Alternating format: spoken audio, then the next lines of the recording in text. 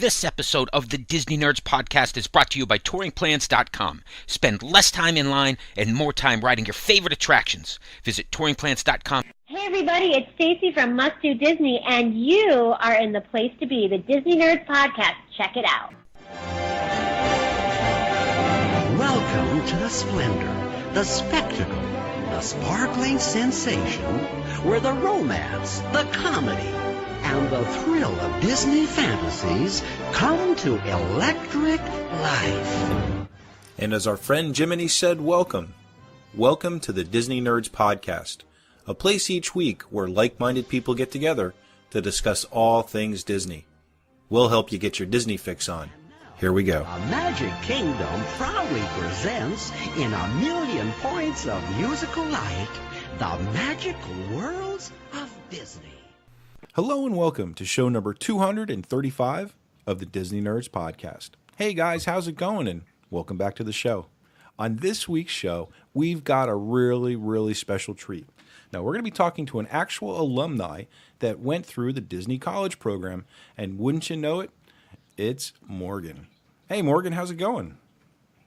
Hi guys, how's it going? Doing good. Okay, well, so as everybody knows, Morgan has been with the Disney Nerds for about 6 months, about a year, and she's been doing a lot of blog posts for us, and she's been helping us out with some of the podcasts and the Be Live shows. And after all this time, we finally figured out Morgan went through the Disney College program, so the first thing we had to do, get her on the show for an interview. My little secret that I kept from you guys for a little bit. Yeah, I know. How about that? Now, the Disney College program we've always talked about, and everybody has that little fantasy of getting down there and going through that process. Both my kids talked about it. I always hear Sam talking about it with Nick and all the different types of combinations. So it's really kind of cool to finally talk to somebody that's been through it. Yeah, it seems to be even though as many people that go through the college program, to actually find people that have actually done it, seems to be kind of a unique situation. It's kind of interesting. Oh, yeah, no doubt.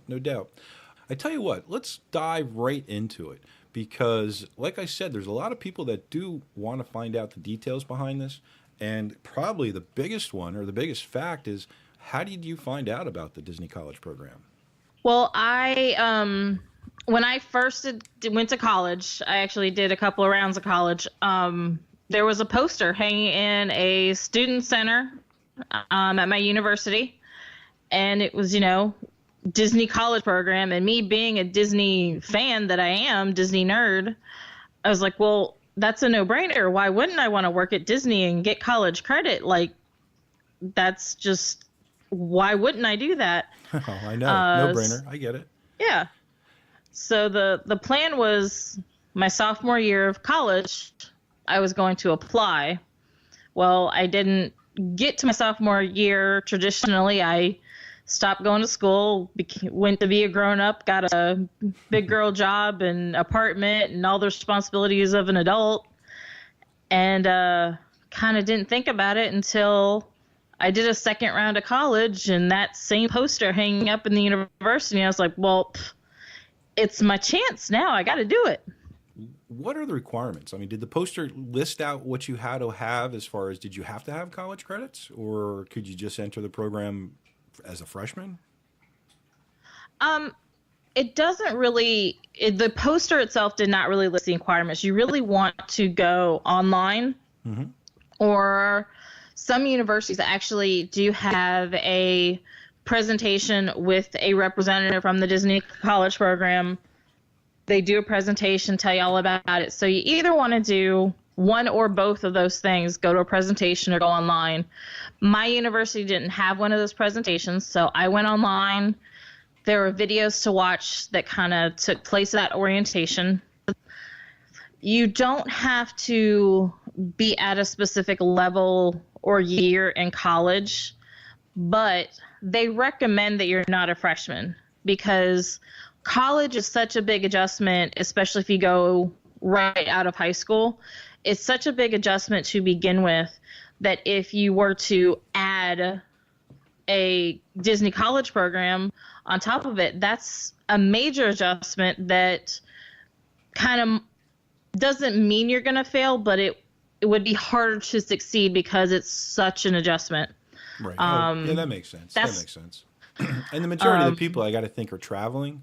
So you're going to Florida right out of high school, and yeah, I guess that could be a little bit challenging. Yeah. Because, I mean, it's just like doing a foreign exchange program, which you can do when you're in college. You know, they usually don't want a freshman doing it just because they want you to, you know, have that adjustment just into college, be used to what a college course is, what a college lifestyle, your schedule and everything is. So that's I was going to say, why they kind of recommend it. And you actually want to get used to the college you're at, so that's important. Freshman year, I get that. Now, before we go on, is there a upper age limit, or is an age limit even applicable? They have what they call a professional internship. So a traditional route, if you want to go further with the Disney College programs, you do the Disney College program. And if Disney has a field that you are getting a degree in, for example, you know, hotel management, because, you know, I've got all these fabulous resorts at Disney properties. Sure. You can actually do a professional internship in the field that you're getting a degree in. So they do have other levels for upperclassmen. They even have, if you're in like the culinary arts, they do even have just a culinary internship too. Oh, okay. So, okay, well, let's even back up one more step now. When you fill out the application, what's the process involved in that? So you've been to the website, you've seen the video, and what's the next step? How do you apply? You apply online. It's actually very similar to, I would say, even applying for a job. You know, they want to know who you are. They want to know what your plan is for your life. You know, what are you going to school for? They do want to know what kind of classes you've been taking. But again, like we said, it's not a requirement that you have done X amount of courses, but you do have to be enrolled in college, a university or community college full time. Okay.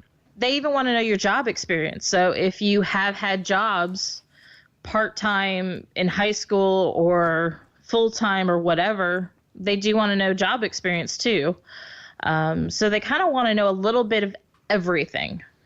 Yeah, you're right. It does sound like a job application. Did they care about grade point average or anything like that? They do care about grade point average. Now, when I did it, which I applied in 2009 and went in 2010, they did want you to have, I would say, an equivalent of a B average. Okay. Maybe even a high C plus. Just because, for obvious reasons, if you are not doing that well in school, then your odds of succeeding in the college program are not going to be that good. Right. So makes sense. And again, they're looking out for themselves and for you, it sounds like. Exactly. Cool. Okay, so now you applied. Then what happens? Do you wait a month? Do you wait 6 months? How fast did they get back to you? Well, you apply and you wait. Some people waited weeks. Some people waited a month or so to get a phone interview. So just like how I described, it's kind of like a job interview. Normally when you go online and apply, you wait to see if you get an interview. Now, normally a job interview is face-to-face, but obviously you have all these college students all over the country, sure, and some even across in other countries over the world. So if they like what they saw on paper, essentially, you're going to get that elusive phone interview. Okay.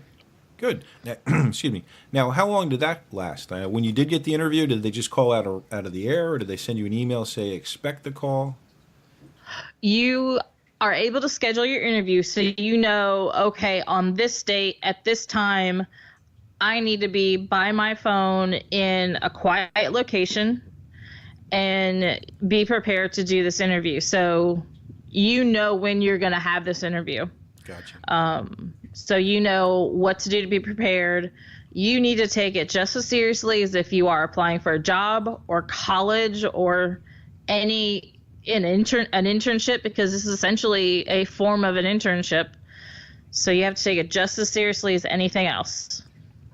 And that actually brings up a good point. Is there any money involved? Are you getting any money, or do you pay anything?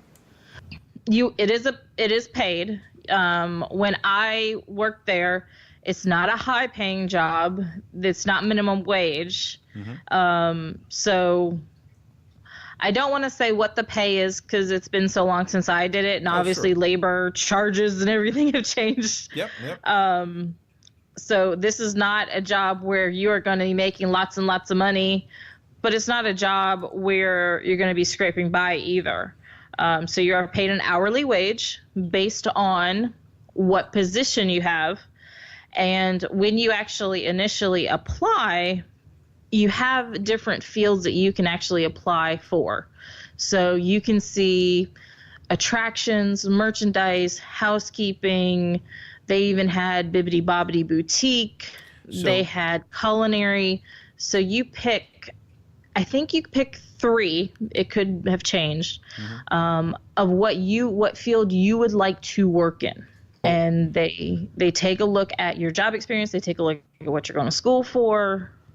And based on what you've picked in that application, you're going to be asked questions in that phone interview. Gotcha. So, and we'll kind of catch up to this because I want to back up a second again. But out of the people you talked to in the college program, how many got any of those 3 positions they asked for? Was that something that they actually paid attention to, or is it just something else on the resume? It is something that they actually pay attention. Now, I actually knew a few people who had done the program. So I got a couple of insider tips. When you have those choices, be it 3 or however many it is now, don't always pick the ones that are essentially the smallest pool. Like, for example, Bibbidi Bobbidi Boutique. Oh, right. There'll be like how many? Yeah, not a lot of people at all for there.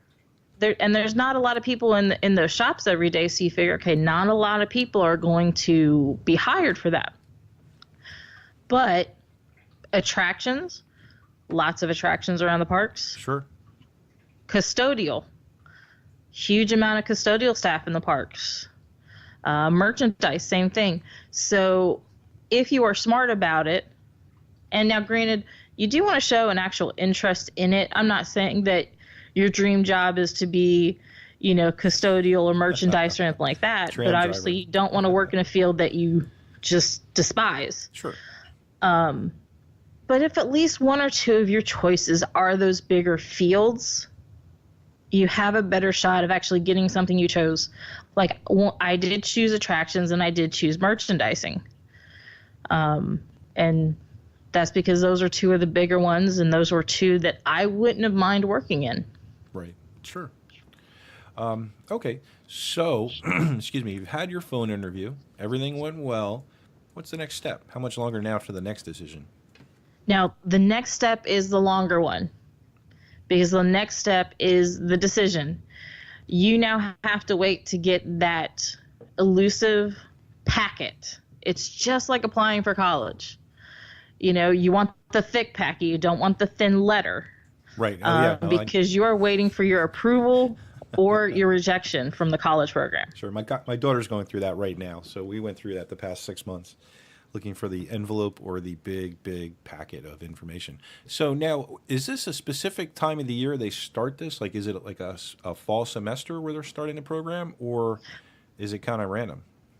They do it all year long, and they basically follow just like a regular school year. You actually have fall semester, spring semester, and then you also have fall advantage and spring advantage to choose from. So basically what the difference is if you did a fall or a spring semester, you're working during your fall or spring semester at Disney. And you can also do Disney World or Disneyland. This is not an exclusive to Disney World program. Okay. I chose Disney World because that was the park I was familiar with and it was closer to home. So if you do spring or fall, you're working during that semester.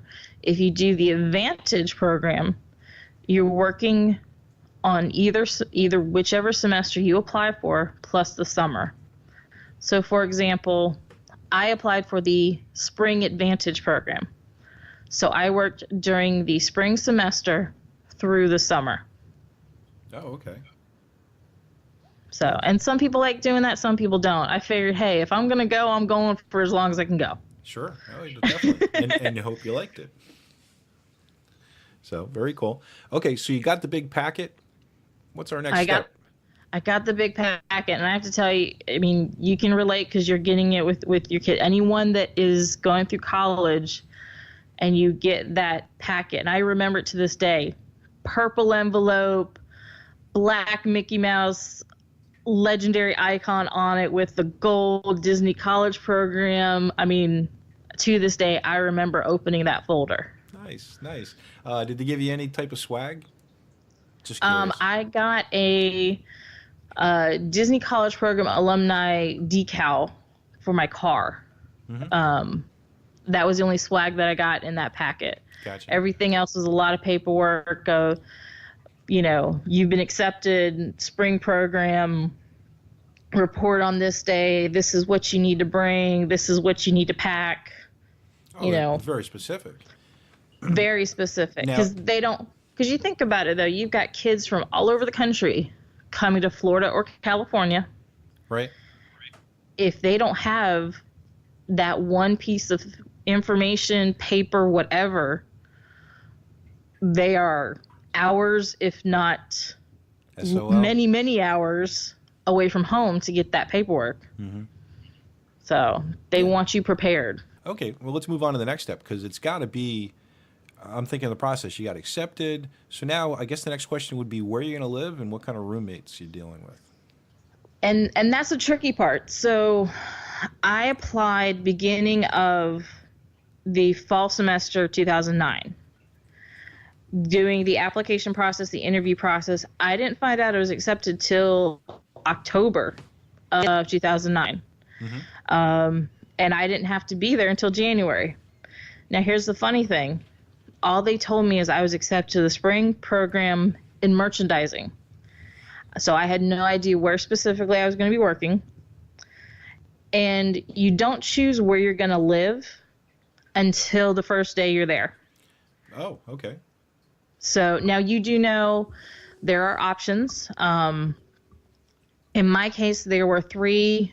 I would call them apartment complexes because they look exactly like apartment complexes. Mm-hmm. They don't look like dorms that I see at my local university. So you had 3 to choose from. They did have a 4th one that was only for internationals. Okay. So all you knew is, okay, I have 3 to choose from. I can choose a 1, a 2, or a 3-bedroom apartment. I knew it was going to be fully furnished, so I didn't have to worry about packing any furniture. The only thing that I packed big, I brought my TV because there's no TV, and I couldn't live without my TV. And the PlayStation. I packed my PlayStation too. Sure. So that's basically all that I knew from October to really the end of January. Okay. And that was, I am not a patient person, so I just was ready, like, is it time yet to go? Can I start packing it? Like, I was ready to go because I wanted to know where I was working, where I was living, who I was living with. I knew none of that. So, January, you fly down or drive down? I drove. You have the option to take your car.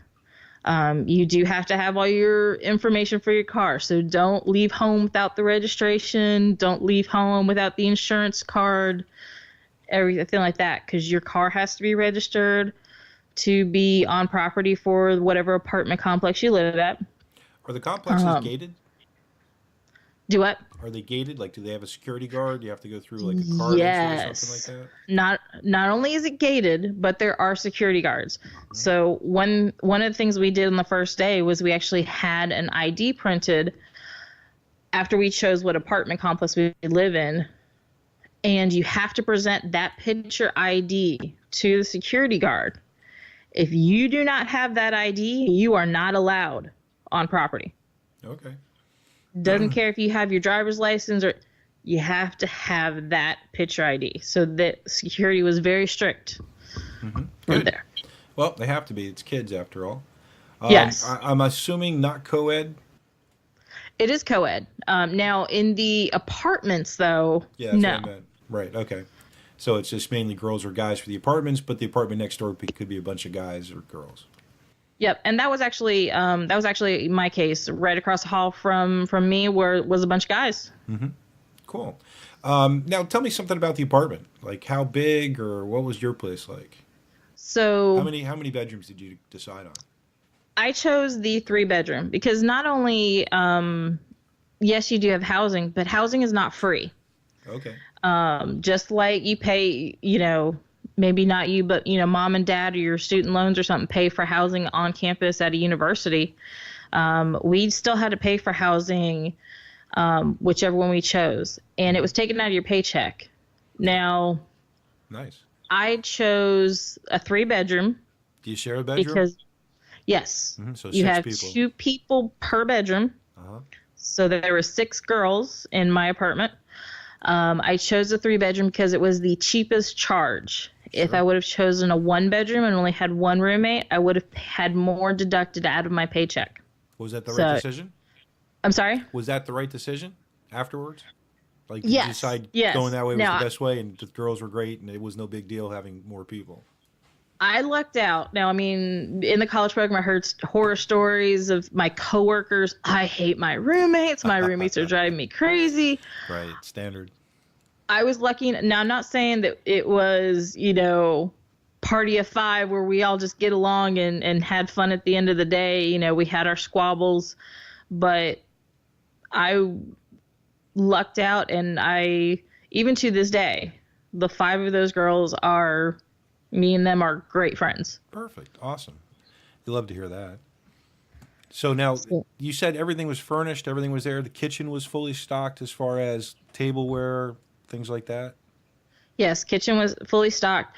I would kind of describe it like if you've ever stayed in a timeshare or a condo where the pots and pans are there, the dishes, the cups, the mugs, everything like that is still there. Now, we had a sofa in the living room. We had a chair. The bedrooms had 2 twin beds. Right. Each of us had a nightstand. We shared a dresser. We shared the closet. And each bedroom had its own bathroom. Oh, awesome. And I tell you what, guys, as you're listening to the show, if you want, you can go over to you can go over to the blog, because Morgan's put a post out there already with a lot of pictures about the things we're talking about. So you can actually kind of figure out what we're talking about too. You can see some of those things. Now, the other question I had as far as the apartment before we get away from it was the food. So do you actually have a cafeteria you guys can go to, or do you really just have to go out and get food and cook your own stuff?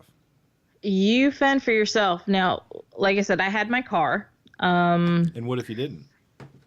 What we did is I remember the first day we piled up in my car, which luckily I had an old Isuzu Rodeo. So it was an SUV, Oh, so I nice. could pile I used to have some one. people in. That's so crazy. I used to have one. I had an 84. No, had to be later than that. Had to be like a 94. Yeah, I think mine was the late 90s. I don't remember. Very But cool. and honestly, there's many stories with me and my friends and my roommates. We piled into Morgan's car that start with that. Right. So we didn't pile that time because it was a grocery trip. We had another girl's mom and dad came down with her. We went to the Target, which was a super Target on 192. And we stocked up on our groceries. We, got everything. All of us somehow bought a case of water. So we were good on water for a little bit. We were pretty good. We divided up the pantry. Everybody had a shelf. Somehow I was the tallest person in the place, so I had the higher shelf. Also, so we were responsible for cooking. So sometimes we, one person would cook for everybody, or we would all fend for ourselves, but there was no cafeteria or anything on the apartment property. for us to get food. Right. Now, there was late night trips to Taco Bell, which I think, and honestly, if anybody that did the college program with, once I say Taco Bell, I'm sure they're probably smiling if they're listening to this. Okay. There was a Chick-fil-A near Disney Springs, which then was downtown Disney, that I think on Tuesdays had a cast member deal. So Chick-fil-A was very busy because you could actually walk there from one of the apartments, not the one that I lived at, but you could actually walk to the Chick-fil-A. So that was a pretty packed Chick-fil-A that day because it was like a buy one, get one deal. Oh, nice. That is a really good deal. Yeah. Oh, awesome. Okay. So yeah, we did our grocery shopping that one day, and you fend for yourself.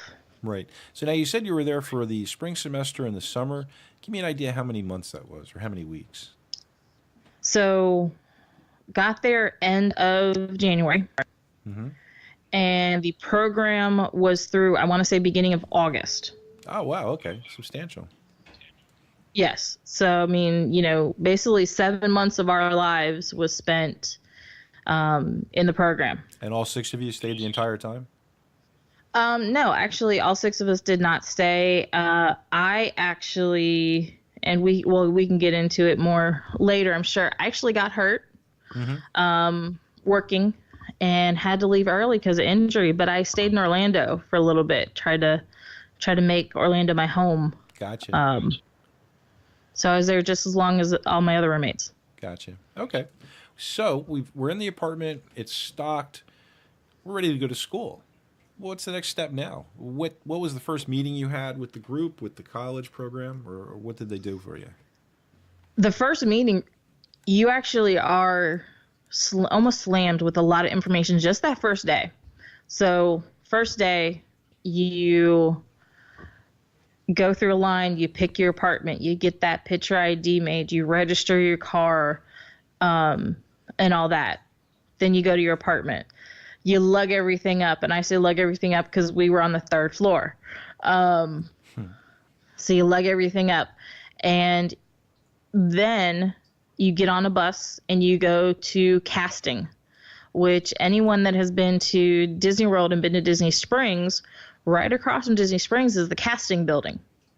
And you can actually see casting. If you're driving down I-4, you can actually see the word casting behind the building. Very cool. Yeah, we know that building very well. Yeah. And that's where you find out where are you going to be working.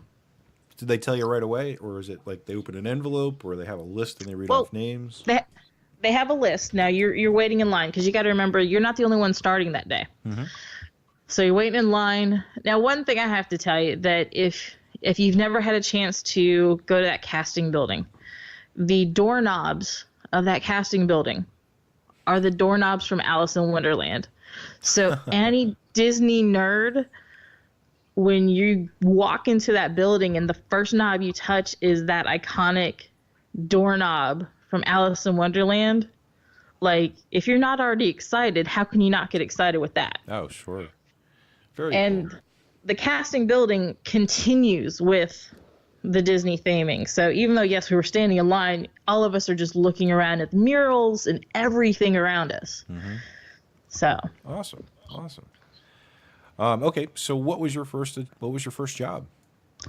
I was assigned to Team Mickey because, like I said, I entered as a merchandising cast member because you're not an employee, remember.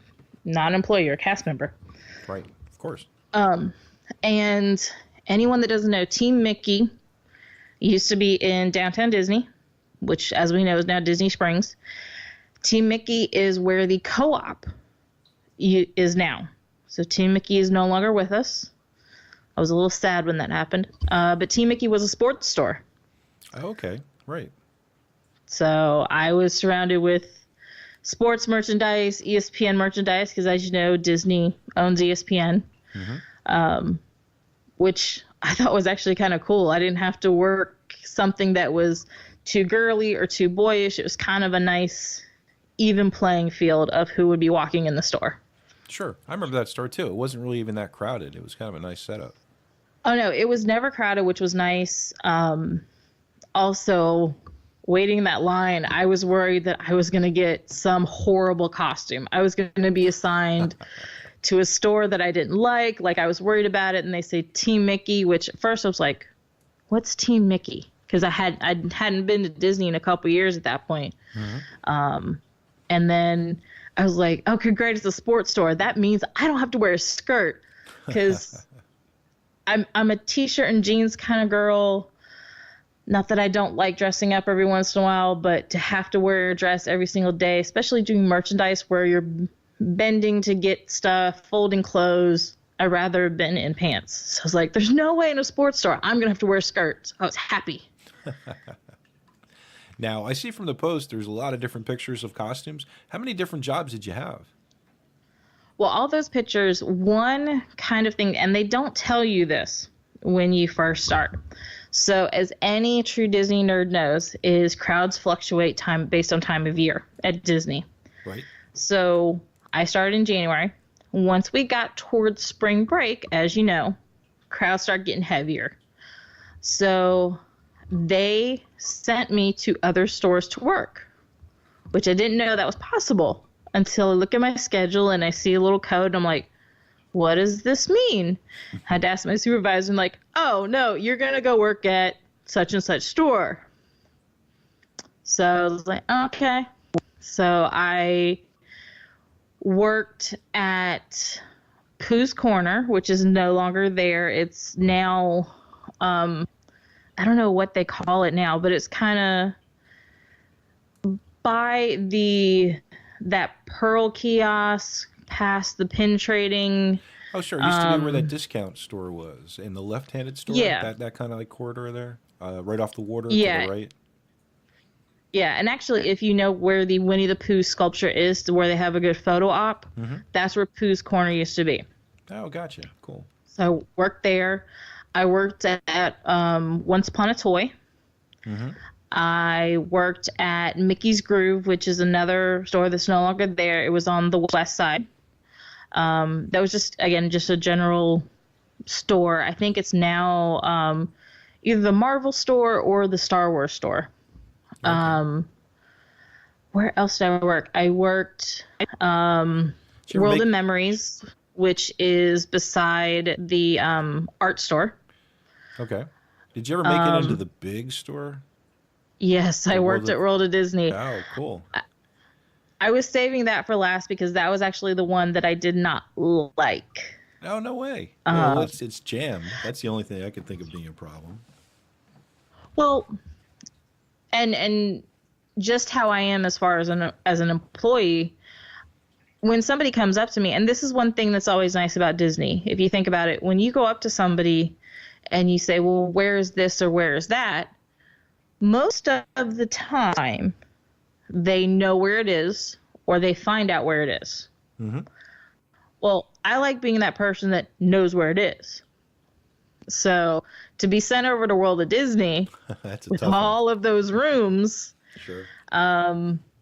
that was not fun. And then on a personal level, I found out that if I am actually in a room where I cannot see an exit, like an outdoor exit, and there's a huge crowd, which during spring break, as we know, those stores and just the park in general is very crowded. Yes, it is. I found out I get panic attacks. Really? Oh, So, that's a hell of a way to find out. So, and I remember very clearly I was in the baby store, which I know they're doing some reorganizing right now, so I don't really know if that room's going to exist. But I was in the room with the baby stuff, stocking some onesies, and I was just surrounded by people, had a panic attack, had to run to the back. I didn't know what was happening. Had managers worried, obviously, because here is this girl having a panic attack. I was like, please let me get myself on. I need to call my mom because, you got to call mom or dad or somebody. So my mom, 700 miles away, is calming me down from my very first panic attack. Yeah. Yeah, no, I could totally see that happening. It's a shame, but still, you got through it, and that's the point. That's the experience, right? Oh yeah, it was the experience. And I have to say, for Disney, being somebody who finds something that you're susceptible to something like that, there was no way for Disney to guarantee that I would never be put in that situation to do merchandising again. And they could have just said, I'm sorry, we're going to have to part ways. But instead of doing that, they offered to put me in a different position. Oh, nice. They let me do housekeeping. Okay. At a hotel? Which, obviously a hotel. Which one? At a hotel. I went to Yacht Club. Oh, okay. Nice. And got to wear, I call it the, I call it, because my roommate called it this, she worked at Yacht Club too, kind of the Alice in Wonderland costume that they still wear.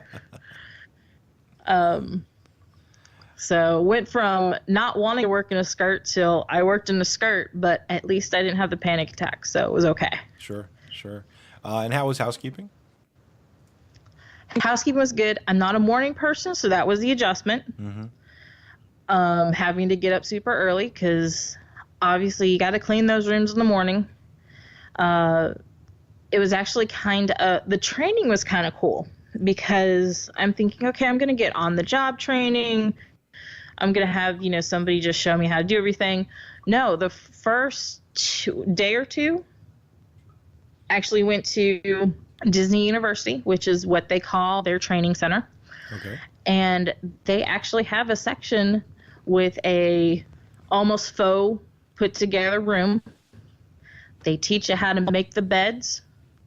They teach you how to do the Mickey towels. And they show you the Disney way to clean a room, which was kind of interesting. While they train you. That's so cool. I wouldn't have realized that. Because you're right. It seems pretty obvious you could just take an extra person along with you. But that might seem a little odd in front of guests. Yeah. Now, once I did that training, I also did a day of just learning my resort, which is kind of cool, kind of doing that tour of Yacht Club, which Yacht Club still has a little piece of my heart because of that. But I actually did do some on-job training, but it was actually on the concierge level and places like that, which there was not as many guests walking around. Oh, awesome. Yeah, I'd like to see the Yacht Club. I haven't been over to that section. Very cool. Yeah, and as I did a post, I got to actually be a guest last year for the first time ever. So it was actually kind of interesting to go from years ago, like I said, this was 2010, I did the program, and learning how to clean those rooms and knowing what those rooms look like on the inside. And then here we are, last year, 2017, I finally got to be a guest. And it was also a renovated room. So I was like, wait, this was not the kind of room I cleaned. Did they do a good job? Did they pass? Yes. They passed. They passed. Cool. They did a very good job. And I have to tell you, after cleaning rooms at Yacht Club, you'd be amazed how many Mickey balloons get left, how many sand buckets from Typhoon Lagoon where they did the sand bucket Sundays get left. Right. And that was my next question. What was the weirdest thing, or what was the most outstanding thing you found that somebody left by accident or whatever? There was nothing that was really weird. It was, I would think, the standard things. Like I said, a lot of Mickey balloons. Which is funny. What my roommate brought a Mickey balloon home one night to our room, and we sucked the helium out because why not? Which I have on video, and I promise my roommates I will not, release to our Disney Nerd podcast public. So sorry about that, guys. Yeah, that's okay. That's okay. There wasn't really anything weird. How about as far as thank yous go? Because whenever I go down, I make a point to print out my envelopes, and I put the tips in the envelopes. Did you get any of that? I did when I initially was doing it, when I was with somebody. And I was actually surprised to see tips. Now, I mean, you also had, for me personally, as a guest staying in a resort like Yacht Club at that point in my life, I didn't stay in nice places like that. I mean, I stayed in like your standard hotels, right? Where I might have just been there for a night or two, and the housekeeping didn't really have to do anything, so I had to worry about tipping them. So to actually see, getting tips for cleaning was a new concept for me. But what I liked that we did, which unfortunately I think Disney housekeeping is getting away from, probably just more because they have more rooms and they have a higher volume that they have to clean per day, is when we would go into the rooms that had the families. So you had the kids, and obviously their toys were still there because they were out in the parks. And the housekeepers would position the kids, Mickey Mouse stuffed animal or whatever, to read the book that the kid has there for nighttime. Sure. So when the kids get back to the room, there's actually their toys have been doing something. We've to actually learn that is kind of cool. Yeah, nice.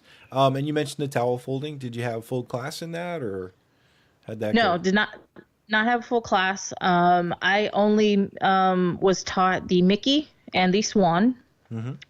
There is, of course, the monkey and the elephant, and on and on and on, which is another thing. I am seeing less and less towel animals, which I'm a little sad about in resorts. I have a picture of my very first Mickey, which I put on the blog. I have a picture of my very first Swan that I did with a towel, which to this day I can still do. Oh, very nice. See, there's a skill you took with you. Anything else from any of the things you learned at the Disney College program did you take with you? Like, what still kind of services today? Anything? You always ask that about normal college, as far as, what do you still use today from college?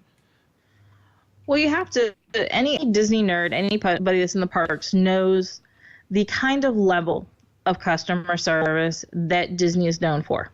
And I feel like even though I was only there 7 months, and it wasn't even 7 months because, like I said, I did get hurt. I got hurt at Yacht Club. I pulled my back and bummer. It was a little sad because I was only I didn't get to finish, because when you pull your back like that, you are out a certain number of days. And because this is not a traditional job, you have to keep that in mind. You are there to work, and to work many, many hours. They have a strict attendance policy. No matter the reason, if you're going to miss a certain number of days, unfortunately, they are going to let you go. Wasn't something that I was sad about, but that's the rules. Sure. You got to follow the rules. But if you're hurt, you're hurt. There's nothing really you can do about that either. Yeah. And you got to take care of yourself. But back to what I learned, because I kind of went off on a tangent there. No, it's fine. The level of customer service definitely is instilled in me. And it's funny, now that I'm there as a guest now more, I know what to expect. And if I don't get that, no, I'm not like the irate guest that, let me speak to your supervisor immediately. But I know if you're not doing something a certain way, I'm like, no. That's not what you were taught in training. So I would say the level of customer service. And also one thing that's kind of funny is anyone that has ever been a cast member, you are taught what is called the Disney Point. Okay. So the Disney Point, if you ever, and now from now on, anyone that is listening is going to pay attention to all the cast members now. If you pay attention to, if they point something out to you, if they say, you're asking for directions for something. Okay, go down the street, turn the corner, whatever they're describing. If they reach out and point, they're using at least 2 fingers to point instead of that 1 finger. Oh, right. Yep. Because in some cultures, because you got to remember, Disney gets guests from all over the world. Some cultures, if you point with 1 finger, it's actually rude. So to this day, I still catch myself doing the Disney Point. Oh, there you go. But that is true, though. Totally noticed that when you're down there. So I figured it had to be something like that. Oh, very cool. Yeah. Very cool. Okay, well, so before we finish up, is there any kind of advice you can give somebody who's looking to get into the Disney College program? Anything that they should expect, anything they should do, any tip that they can take into the process, anything? One thing I definitely want to tell people is this is, granted, yes, you're working at Disney, this is a job. You are there to work. I did work 6 days a week. I did pull, more than 40 hours a week sometimes. But your life is not just working. Keep in mind your priority is working. You don't want to, call out sick if you're not really sick and anything like that. But if you are disciplined enough to work hard, put in the hours, when you are off, you are surrounded by people in your same situation, and you can have all these awesome experiences with them. Like I remember coming home one day and I got inundated with silly string because my roommates were hanging out in the apartment, decided to go to the store and buy silly string, and I got attacked with silly string one night coming home from work. I, have trips to the beach that I've done with my roommates and my friends that I met. There are days where we just went to the parks to watch the fireworks. But there are so many memories and experiences that I have with my roommates, with the guys across the hall, with we made friends with the girl downstairs from us, with my coworkers that I met, that no amount of money I earned at Disney could compare to these experiences. So if you're willing to work hard and you're disciplined and you're open to new experiences, it's a once in a lifetime opportunity that I would recommend to anybody that's interested. Awesome. And I'm sure there's plenty of people out there. I did have one other final question before we finish up. How does the college program help you get a job working for Disney afterwards? I mean, is there any connection, or you literally, once you end the program, you're going to be applying to Disney for a job down the road and just starting the process all over again? If you complete the program and you want to stay with Disney, as long as you have a good record, which just like any job, if you have not been the one that's constantly coming in late, if you haven't been written up or disciplined for whatever it is, if you are in good standing, you have the opportunity to continue with Disney. You can apply for a regular job. You can go to one of the professional internships that I mentioned. Kind of the options are endless. I have one friend who I met in the college program. She did the college program with us, did a professional internship. Now, she actually went back to school, to do the professional internship. Mm-hmm. She actually also then went off and did Disney English in China. So she actually lived in China for a year and taught students in China English through Disney. Wow. She also went to work at Disneyland. So she's taking full advantage of it.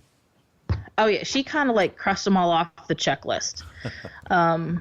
So if you want a career with Disney and you are in college, this is a great way to get your foot in the door. Excellent. Very cool. And guys, if you have any questions for Morgan, definitely send her an email, morgan@thedisneynerdspodcast.com. Okay, well, Morgan, thank you so much for coming on the show this week and letting us know all about the college program. We truly appreciate it. Not a problem. Happy to talk about it. I'm always happy to talk about it. And definitely, like Ed said, if anybody's got any questions about the college program, feel free to email me. I'm happy to answer any questions. And if I don't know them, I know plenty of people that have done it too. So if I don't have the answers, I'll get you the answers. Okay, so before we end, if you want to get in touch with the show or check out some of our social network areas, actually, you know what, Jimmy? Tell them all about it. You can email us at questions@thedisneynerdspodcast.com and email us individually at ed@thedisneynerdspodcast.com, jimmy@thedisneynerdspodcast.com, etc. You can send us a message on Facebook to the page, The Disney Nerds Podcast. Join our group, Disney Nerds. Instagram @The Disney Nerds Podcast and Twitter @The Disney Nerds. Make sure to check out the website, www.thedisneynerdspodcast.com, and watch the live stream every Tuesday night at 9 o'clock Walt Disney World time. Okay, so that is it for show number 235 of the Disney Nerds podcast. Thanks for listening, guys. We truly appreciate it. For Morgan, this is Ed, and we're the Disney Nerds. We'll talk to you next week. Bye-bye. Have a magical day. If you would like to join our jamboree, there's a simple rule that's compulsory.